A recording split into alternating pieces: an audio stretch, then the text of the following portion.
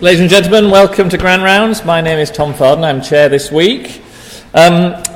This week is very, very close to being the most exciting week of my entire life, which is next week, and you'll find out why at the end of this. It's not your talk, Achyut, I'm afraid, but it has got me quite excited. I'll tell you in a second. Parish notices to start off with. Perth may dial in the middle of it all. Hopefully they'll get their things working at their end with their IT. There's still a few tickets left for this year's Dow Memorial Lecture, which takes place next Monday. That is also not the reason for the most exciting week of my life, although I'm sure it'll be very good. From 6 to 7 in the Dow Housing Building. The lecture is held in memory of Professor David Dow and his wife, Dr. Agnes Dow, both of whom studied medicine in Dundee. This year's lecture, Professor Patrick Vallance from GlaxoSmithKline will speak about the hope that scientific breakthroughs offer to sufferers of diseases and the questions that they raise. Tickets available on the university website. Here's the smiling face of Dr. Jacob George, who's in the audience somewhere. He's hiding now. Here he is. Marvellous. So a study led by Dr. Jacob George from the School of Medicine has prompted a recommendation for a Europe-wide change in labelling legislation for medication. A study from 2013 shows that millions of patients, literally millions, were exceeding the recommended daily limits for sodium without taking any additional dietary intake. It's a bit of a shock that the Scottish diet contains too much sodium, Jacob. Patients taking sodium-containing effervescents, dispersible and soluble medications had a 16% increased risk of heart attack, stroke or vascular death compared with patients taking the non-sodium versions. And the European Medicines Agency has now used this evidence to recommend a continent-wide change in labelling for all medicines manufactured, sold, distributed and consumed in Europe. A small round of applause for Dr. Jacob George. If you're a medical student, just show what can happen if you have a bright idea and take it through to its conclusion, the wide-reaching effects that you can have. Well done, Jacob. To be in with a chance of winning an iPad mini, use the hashtag DundeeFirst to tell us why Dundee Uni is number one for you. The iPad mini, provided by Stormfront, will be awarded to the person who uses the hashtag DundeeFirst in the most creative way. I don't think I can say much more about that. Okay, so I have waited literally 30 years for next week, because next week is the 21st of October 2015, the day that Marty McFly moves forward in time in Back to the Future 2. Robert Zemekis correctly predicted fingerprint recognition, 3D movies, and that the Chicago Cubs would win the World Series. Well, they're in the divisional championships, so they're practically there. He was a little bit wide of the mark, though, with self-tying trainers, and the only people who still use fax machines to communicate are NHS Tayside. But the key question remains, where is my hoverboard? I'm waiting. They have precisely 1 week for the scientists to invent it. I've waited 30 years for this. I hope it's not a letdown. But what won't be a letdown is Dr. Achyut Valour. Doctors pay the GMC hundreds of pounds a year, and then we hope that we never hear from them ever again. But the GMC provides a vital structure to what we do, how we do it, and how we ensure quality care. Achyut Valour spent a year with the GMC and is here today to pass on some of the lessons that he learnt whilst over in the Darkside. Achyut, it's over to you. Thanks very much, Tom. Afternoon, everyone. So, Use the microphones, Achyut. apologies. Afternoon, everyone. So, as Tom said, I've just returned back to proper clinical work, having spent a year being schooled in the dark arts of medical leadership and management.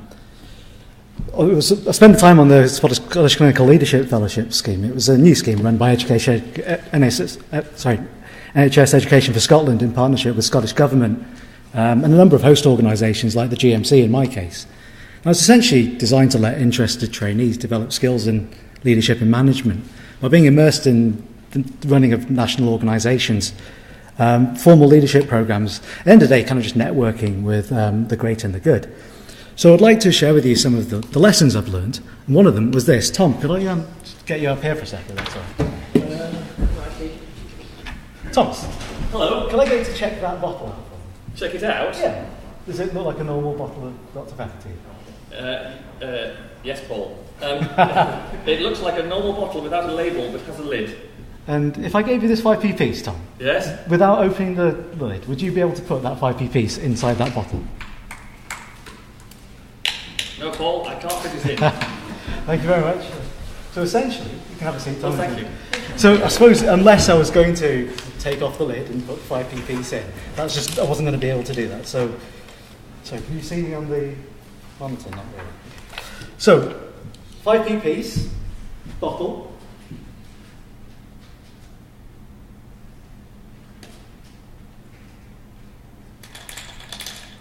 Thomas, would you like to verify? Oh my God, how did he do it? It's like, wow. Thank you very much. No, that wasn't what I spent the whole year doing. I checked it out on YouTube this weekend when I was on call with Tom, but it's meant to be a metaphor. You know, throughout the course of my training, there's been times I thought, well, if only we could just do X or Y, things would be so much easier, only to be told, well, that's not possible. Whereas, you know, you kind of look at some people who just seem to have that magical ability to make things happen. So I wanted to learn those tricks. I wanted to get to know the system a bit better so I could try and do the impossible. And not just come up and do my day-to-day work, but actually try and make things better. So I'd just like to share some of those lessons with you today. So obviously I'm no Paul Daniels and I'm not going to be breaking any magician's codes today, but some of the things around, you know, why does medical involvement in leadership and management matter? How does one develop as a leader? And then what is the bigger picture? So just as a quick show of hands, how many of you in the audience think you've got a role in leadership as it stands? Fair enough. And what about around management? Okay. Now, a lot of the writings around sort of leadership and management very much focus on the role of the manager as dealing with problems that have already been encountered and just putting into place the appropriate processes, whereas leadership is about finding innovative solutions to novel problems. Some of the more recent definitions, though, have concentrated on not just whether the problem's been encountered before or not, but the nature of the problem itself.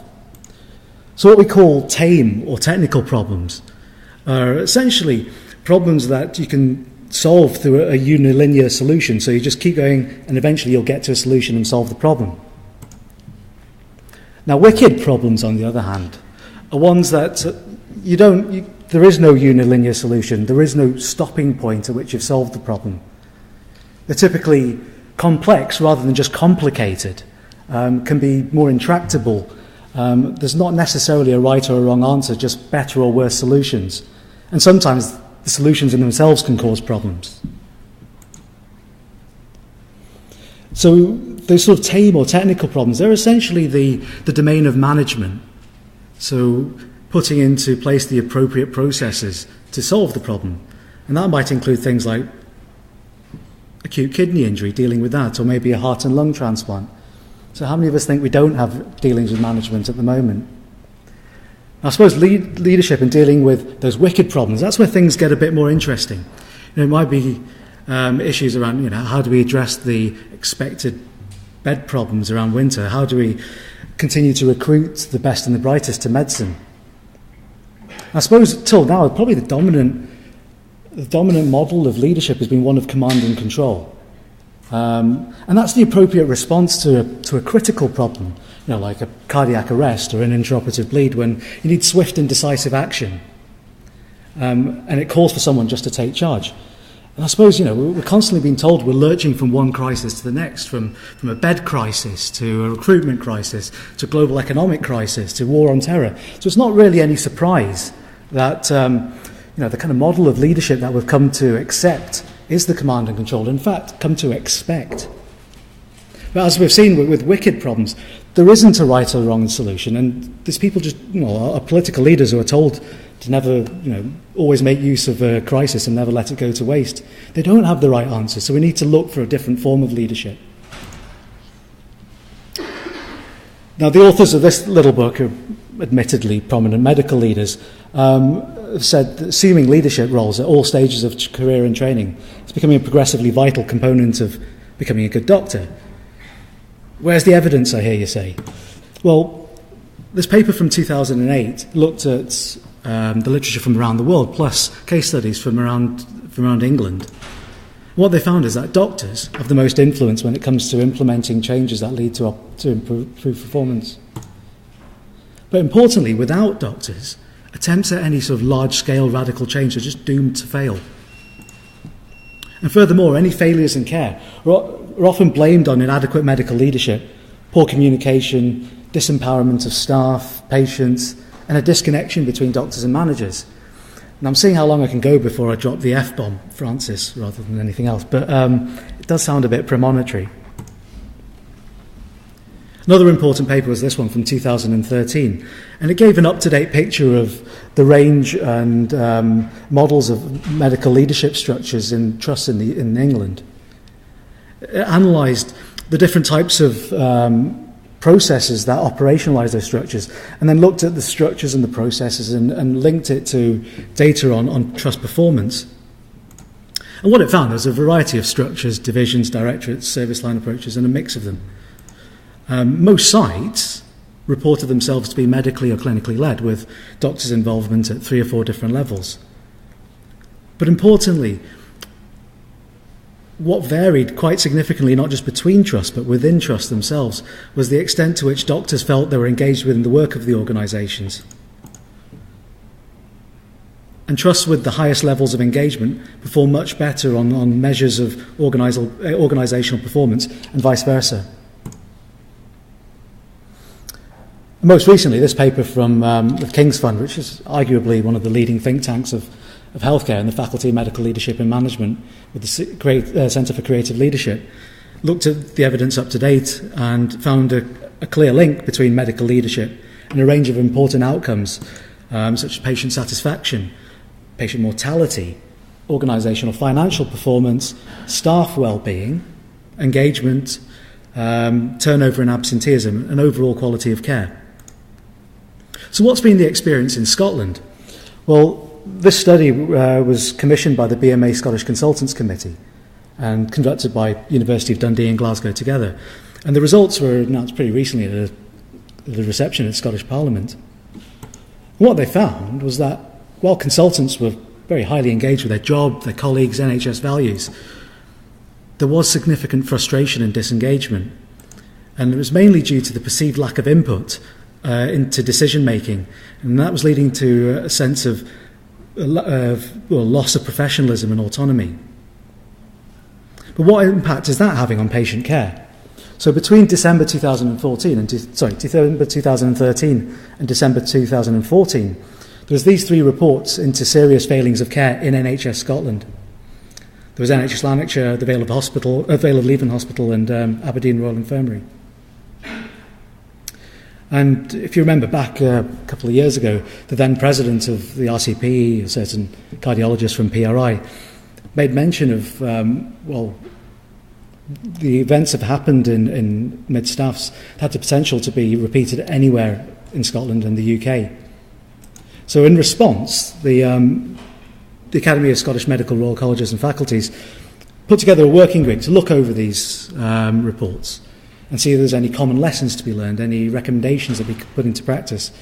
And they produced this report in May, which essentially found that a loss of leadership was a key feature in all of these.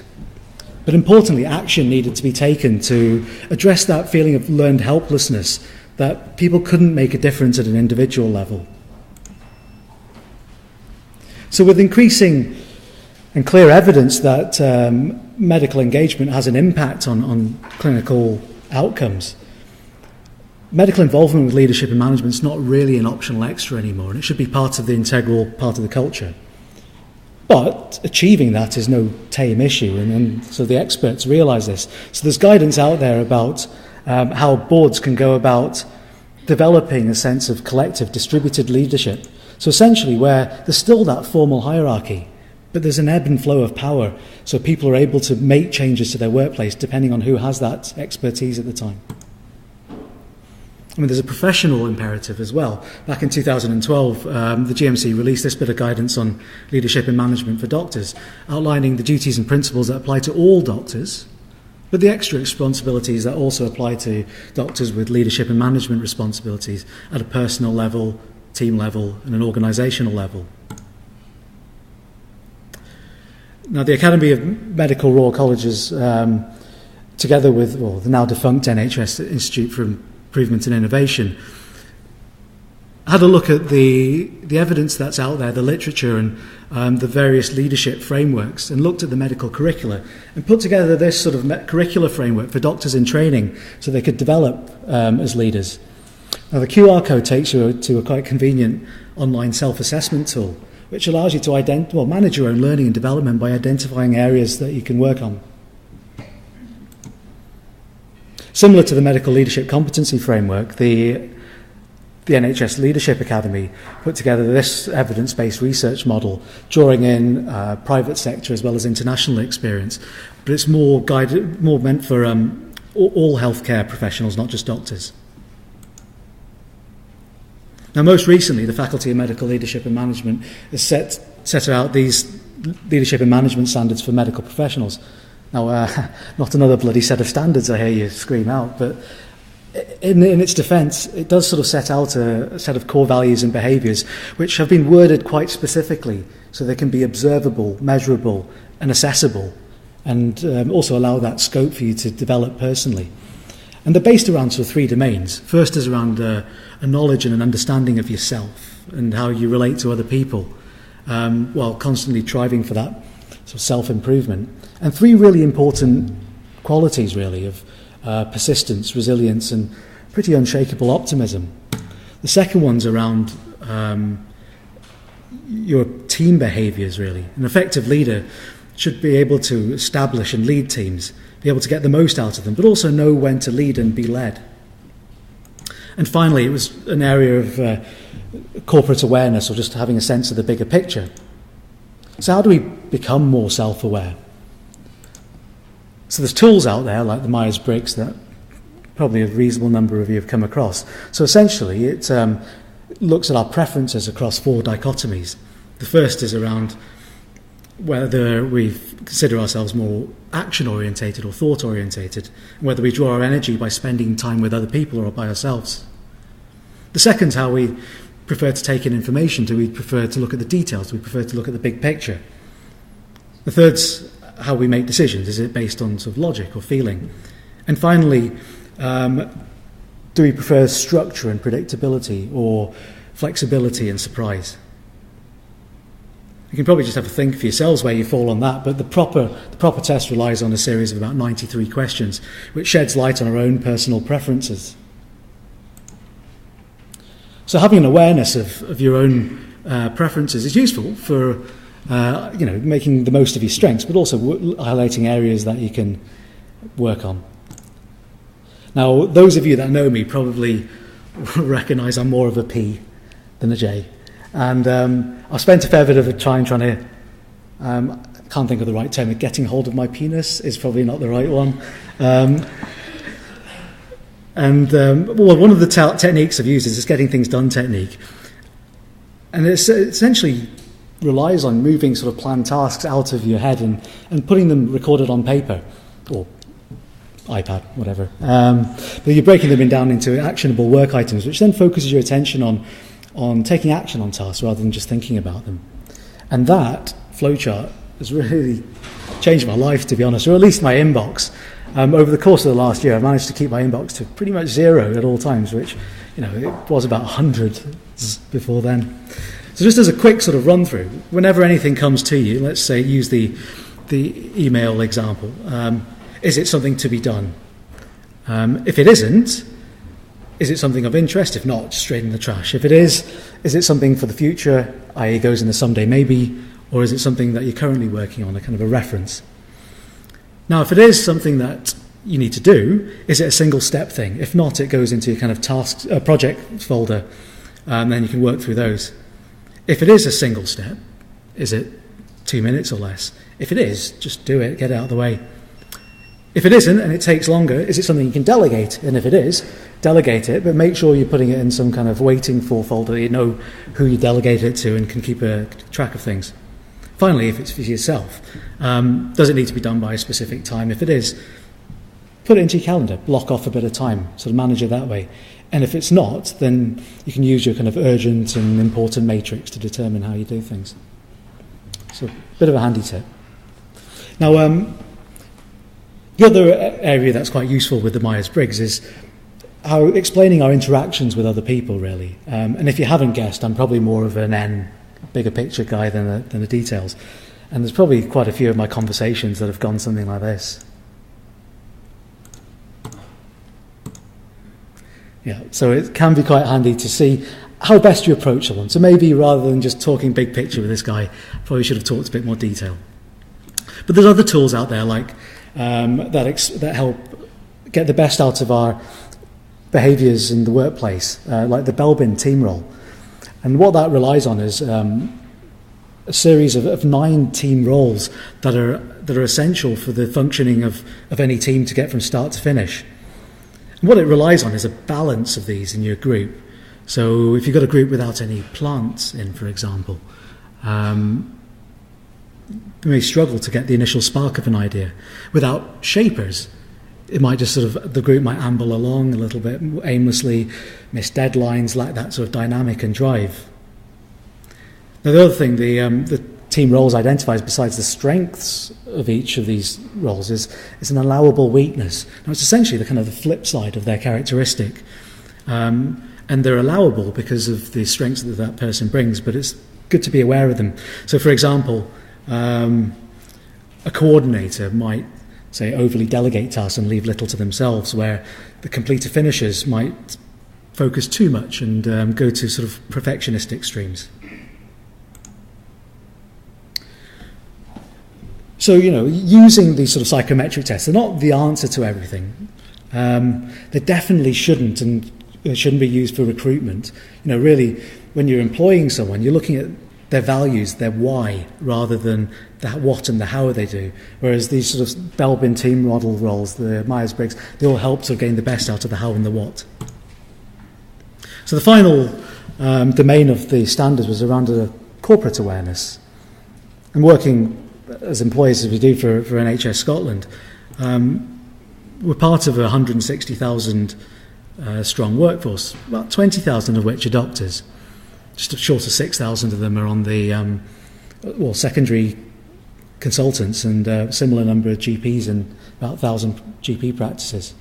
It's about 5,500 trainees and 2,500 locum and staff grade doctors. Looking at the most recent report of State of Medical Education and Practice in the UK, that's issued by the GMC, according to them, Scotland's got more doctors per 100,000 population than the other countries in the UK. But I suppose what it doesn't drill down to is the number of, that's probably mainly due to the number of doctors in training in the larger teaching hospitals. It doesn't really reflect the unfilled posts that are mainly in the north and west of Scotland, and particularly around rural areas.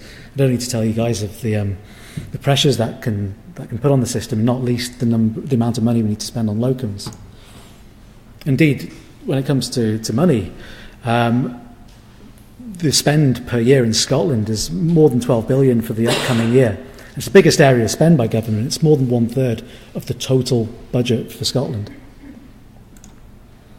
When it comes to policy, it's mainly devolved to the Scottish Government, with a few areas that are reserved to Westminster, like the regulation of professionals. So this is kind of a half-filled-in structure for NHS Scotland. Just on your pods for a minute or so, what I'd like to do is to see go through those boxes and see what do you think should be in the top box, and what powers do they have and don't they have. When it comes to the second box, do you know who the Cabinet Secretary is, and the Minister for Public Health and the Minister for Sport? When it comes to the third box, the Scottish Government Health and Social Care Directorate, do you know who our Director General is, the Chief Executive, so to speak, of NHS Scotland? And who's our Chief Medical Officer? And the fourth box, what is that? What are we directly accountable to? With the territorial health boards, do you know how many of them are? And for the special health boards, there's 7. How many of those can you name? So I'll give you a minute or so and see what you think.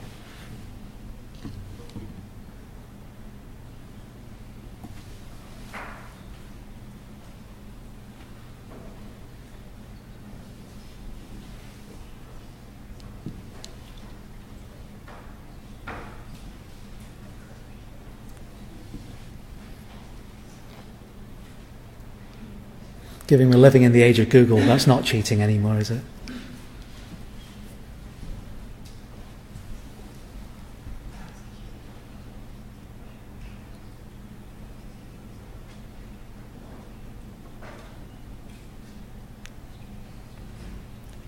What do you reckon? Is that time up? So, top box, what's in there? You can just shout out. Who determines what's going on health policy-wise in Scotland?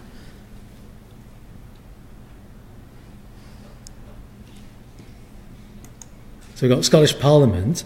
So mostly health policy is devolved, but certain things that aren't. Now, I mentioned regulation of health professionals. Anything else, that's Westminster reserved? So it's stuff like abortion, xenotransplantation, handing out of milk tokens, and health and safety. So there's a few things that are reserved to Westminster, but the majority of stuff is devolved to Scottish Parliament, and that's sort of reflecting in the divergence of the health services in all four countries. So Cabinet Secretary for Health, Wellbeing and Sport from Dundee. Absolutely. And what about the Public Health Minister? So, and anyone for the Sport Minister? So that's Maureen Watt and Jamie Hepburn. Social Care Directorate. Do you know who our Chief Executive is? Of NHS Scotland as opposed to NHS Tayside. Big guy? Big personality? No. Google an image, he's definitely not you, Tom. Paul Gray. And what about our Chief Medical Officer? Harry Burns. So Harry Burns was our previous one. And then Catherine Calderwood is, yeah, absolutely right. Now, kind of maybe prematurely clicked that one, but that's one I hadn't even heard of before this year. Now, it's not this kind of shadowy government group. It's basically made up of our Director General Paul Gray, the Chief Medical Officer, representatives from the NHS Board and people from Scottish Government that get together every 2 weeks and discuss live issues. And then that's then fed down to the territorial boards, of which there are how many? At least 7. There are at least 7. Any advance on 7? 13. Oh, any advance on 13? No, I'll give it to you. It's 14. So essentially, what the boards do is they're responsible for planning, commissioning, delivering all the services for their population.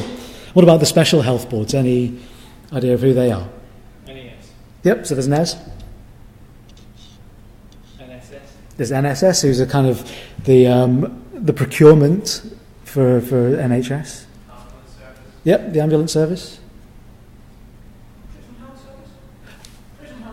There's the state hospital, so the Carstairs. So beyond that, we've got the Waiting Times Hospital, the Golden Jubilee Foundation, and NHS 24. Now, just compare that to the structure of NHS England, and however many times I go over it, it still baffles me. It's pretty fragmented and complex compared to the kind of doctor government thing in Scotland.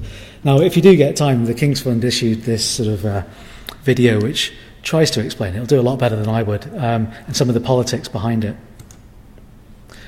So what are the current priorities and targets for that we're sort of chasing in NHS Scotland? Well, in 2010, the then Cabinet Secretary, our now First Minister, issued the Healthcare Quality Strategy, which set out the 3 ambitions of safe, effective, person-centred care, with the aim that by 2020 everyone's able to live longer, healthier lives at home or in a homely setting. And the necessary actions to achieve that were set out in the route map for 2020. And one of the key policies behind that was the integration of health and social care, which is currently live and being managed by our boards at the moment. So over the next year or so, there might be quite significant changes to how we're funded, how we're working, as we work towards this. So when it comes to the health boards themselves, they're managed by boards of sort of executive and non-executive directors. The chairman who's essentially the lead of the board, who sets the strategy and direction of the organisation, and then is responsible for holding the management board to account for delivering this. And the chief executive, who leads the organisation and the staff, and is responsible for delivering those directions and objectives. Now, for Tayside, any idea who our current chairman is? Yes, absolutely. So, new appointment there. And our chief executive. So that's Leslie McClay. She took over for Jerry Morrow just over, I think, 18 months ago or so.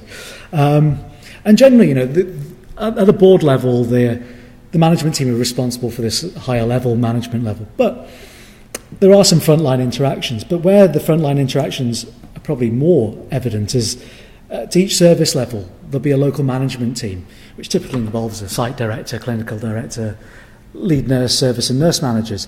And they could represent a good interface for clinicians to engage with management service.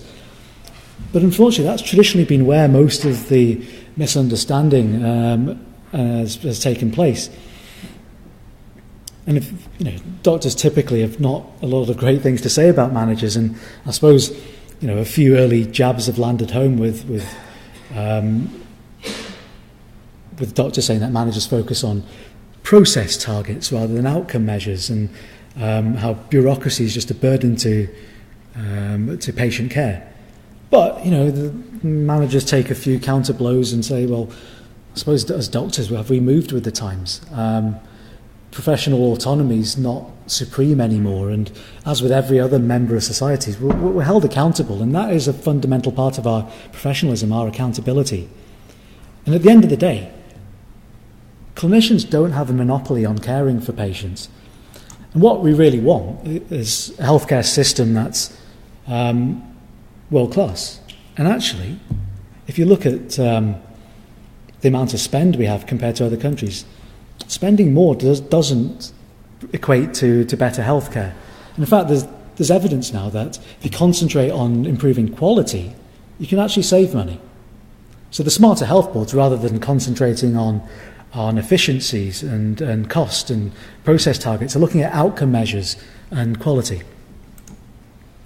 And actually, NHS Tayside is one of the health boards that's leading on a paired learning programme, which is designed to bring together clinicians and managers, break down those professional silos, and encourage shared understanding, shared expertise in a way that develops each other, but also leads to improvement projects that can actually have an impact on patient care as we're moving towards 2020.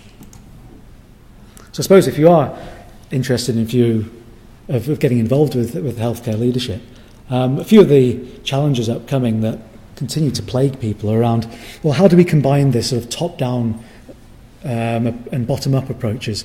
So edicts that are kind of issued from our nominal leaders versus the kind of ground level wanting to change. How do we balance providing the best possible care for the individual versus the most reasonable care for a population, and which should we be aiming for? And finally, if doctors at the ground level are taking up more leadership responsibilities, how do we divide our time between leading and managing and actually providing the care? All suggestions are quite greatly received. Now, I've probably lost a few of you along the way, but for those of you that are still with me, the Scottish Government's currently backing this model for an approach to leadership for transformational change. Now, it's a global programme run by the Massachusetts Institute of Technology, and Otto Sharma is one of the world's leading change practitioners. And it's essentially based around engaging communities in what's important to them, and getting to share their wisdom and knowledge to actually come out with some creative solutions. And they're currently running quite a massive online open course. I think there's about 33,000 people globally in about 180 countries that are involved in this, so maybe worth a look into. So I suppose the takeaway messages really. What we probably need to do as a group is focus not on individual leader development, but leadership development across the organisation. So we can contribute to this sort of shared and collective process of leadership. And importantly, you probably need to start pretty early at trainee and student level. And on that point, the applications for the fellowship for 2016 are open. Probably not got that much longer. It does close at midnight tonight. But if you're interested, have a look. And the 2 intakes a year, so it's something that's expanding as we go along. Thanks.